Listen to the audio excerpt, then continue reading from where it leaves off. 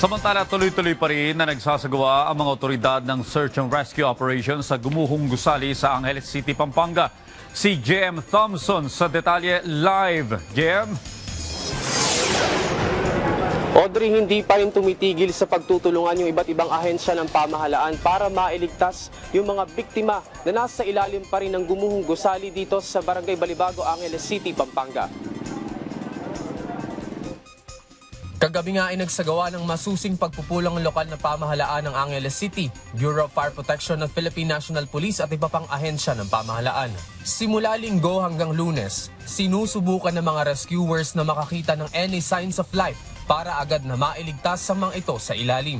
Umabot na nga sa 4 ang nasawi dahil sa trahedya, 17 pa rin ang nawawala at 26 ang nailigtas na. Sa ngayon ay 47 ang kabuuan ng bilang ng mga biktima ng gumuhong gusali. Maaari pa ring mabago ang bilang ng mga biktima sa oras na ma-cross-check ang listahan ng mga construction workers at ang makukuha pa sa patuloy na operasyon. Marami pa ring pamilya ang umaasa na mahahanap ang kanilang kaanak ng buhay. Pero ang ilan sa kanila, kahit makita na lamang ang katawan, basta't maibalik ito sa kanila. Iisa naman ang hiling ng mga otoridad at ng mga kaanak ng biktima.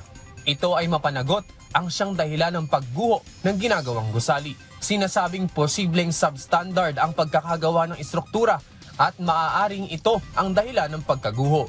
Sa ngayon ay sinusubukan pa rin makipag-ugnayan ng Angeles City LGU sa contractor at owner ng gumuhong gusali.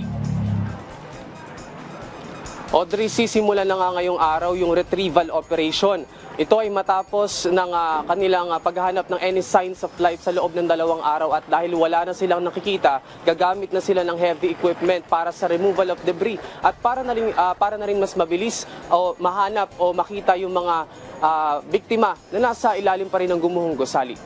Audrey? Maraming salamat, JM Thompson.